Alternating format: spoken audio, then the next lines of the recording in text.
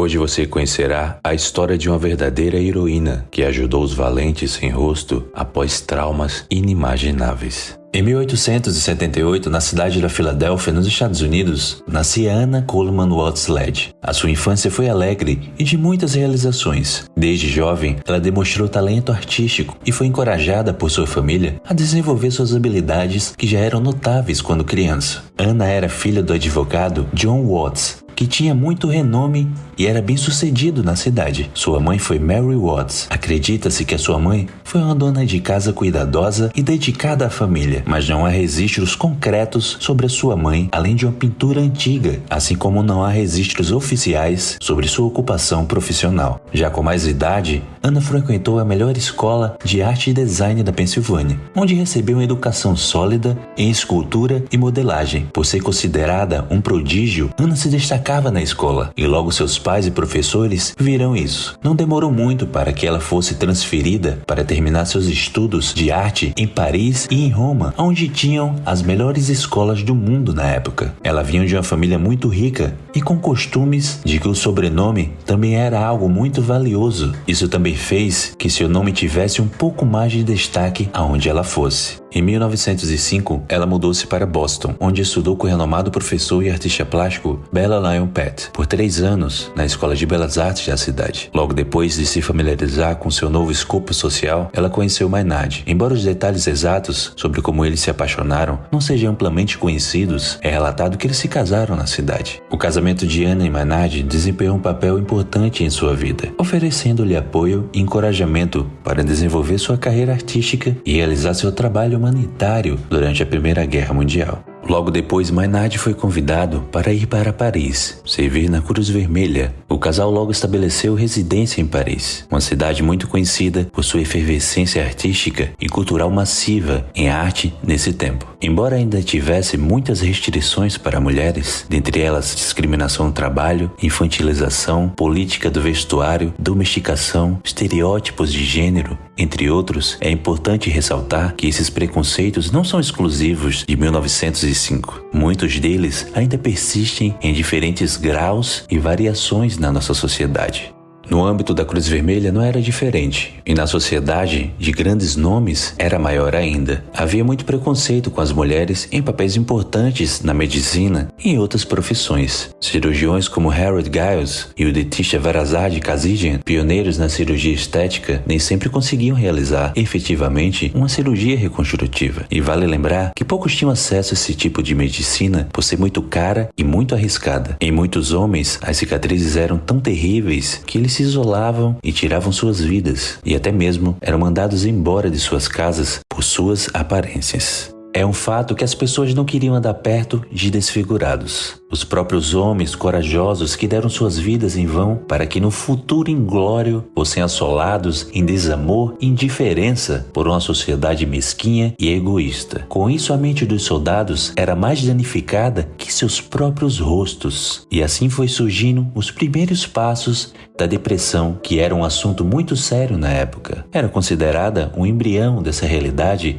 atemporal que habita hoje em nossa sociedade atual e fere milhões de vidas dia após dia, ano após ano. O escultor Francis, do Reino Unido, foi o pioneiro no trabalho de máscaras faciais para esconder as cicatrizes e as mutilações. Ele dizia que o seu trabalho começava aonde terminava a do cirurgião. Ele abriu um ateliê chamado de A Loja dos Narizes de Lata, cujo nome original era Departamento de Máscaras para Desfiguração Facial. Anna já admirava esses homens por suas obras e teses, e foi certamente muito influenciada por suas obras. No entanto, ela se destacou na construção de máscaras não só pela sua influência e estudo, mas pela delicadeza de detalhes, talento e por criar um ambiente que ajudava os soldados a se curarem emocionalmente. Ela acreditava ser sua missão na Terra ajudar os homens que lutaram pelo seu país com tanta coragem e amor. Carinhosamente, ela os chamava de os valentes sem rosto. Com o início da Primeira Guerra Mundial, em 1914, Ana se sentiu compelida a ajudar as vítimas desfiguradas do conflito. Ela se voluntariou como escultora do Estúdio da Cruz Vermelha para retratos e máscaras em Paris. Ela não ganhava dinheiro com isso, como alguns podem até pensar. Seu trabalho consistia em criar máscaras faciais personalizadas para soldados que sofreram lesões graves nos seus rostos. Já era 1917. 3 anos tinham se passado e Ana se deparou com mais um artigo de Francis no jornal, um dos nomes que mais lhe inspirou durante sua carreira. Nessa época, ela também se destacou com sua arte e ficou muito conhecida por suas fontes e bustos que vinha produzindo durante o tempo. Ela tinha conseguido expor em vários museus nos Estados Unidos quando voltou para Boston. Depois de muito estudo, ela pensou que tinha muito a contribuir e poderia fazer o mesmo que ele, mas com soldados franceses. Pôs-se em contato com o escultor, que aceitou enviar-lhe todos os detalhes do seu trabalho para que ela pudesse aplicá-los por si mesma na França. E novamente ela voltou para a França. Lá ela estudou ainda mais sobre o assunto, até o ponto de se sentir segura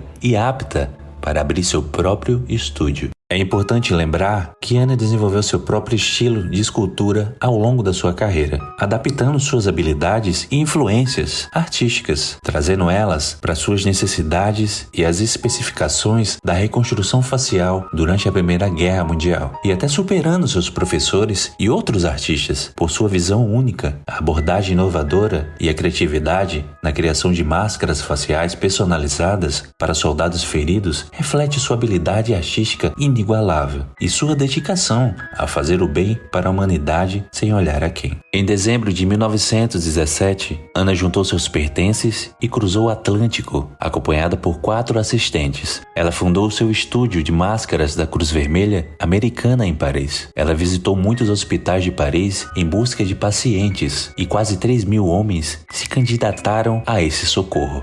Já em seu estúdio, Ana utilizava uma variedade de técnicas, como tirar moldes do rosto do soldado e em seguida esculpir as máscaras em gesso. Ela se esforçava muito para capturar a essência e a individualidade de cada pessoa, procurando restaurar sua autoestima e oferecer uma chance de reintegração social. Suas máscaras eram feitas de metal flexível, cobertas por camadas de celulose pintadas à mão. Os soldados passavam por um processo minucioso, onde eram observados seus hábitos e expressões faciais, os tons de pele e o nível de destruição facial. Devido a isso, as máscaras podiam pesar de entre 100 a 250 gramas cada uma.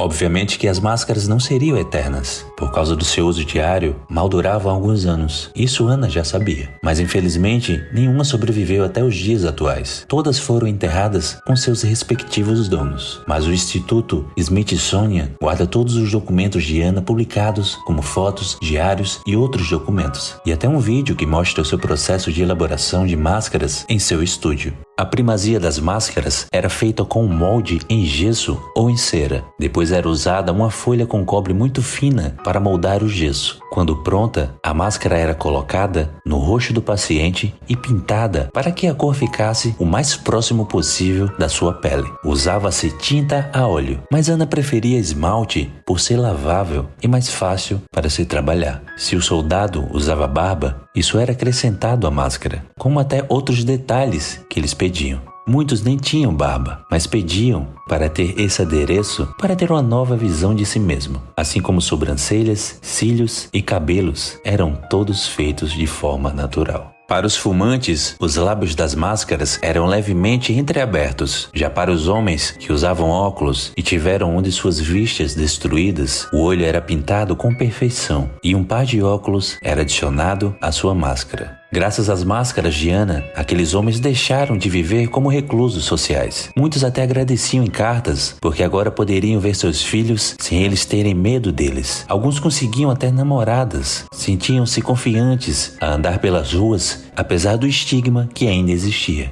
Infelizmente, em 1923, o estúdio de Ana foi fechado. A Cruz Vermelha não podia mais pagar pelo seu trabalho. Ana produziu cerca de 185 próteses. Vale ressaltar que uma máscara levaria meses para ser feita. Não existe um registro físico delas, uma vez que foram enterradas com seus portadores, mas estima-se que foram mais de 20.000 máscaras. Um detalhe do seu estúdio é que era proibido espelhos, obviamente para que os soldados não ficassem se martirizando caracterizando por suas aparências a todo instante. Tudo no seu estúdio foi pensado com o propósito de respeitar e amar as vidas dos soldados. Haviam até soldados que gostavam tanto de ir lá que ficavam por horas e horas no seu estúdio. Para eles, ali também era um lugar de refúgio. O ambiente era tranquilo e amistoso, limpo e claro. Eram oferecidas até palestras que preparavam os soldados para o seu retorno à sociedade. Afinal, eles passaram por agravos inimagináveis. Estresse de combate. Os soldados enfrentaram um estresse intenso e contínuo durante a guerra, devido à exposição constante de bombardeios, ataques de artilharia e combates de corpo a corpo. Esse estresse excessivo levou ao desenvolvimento de transtornos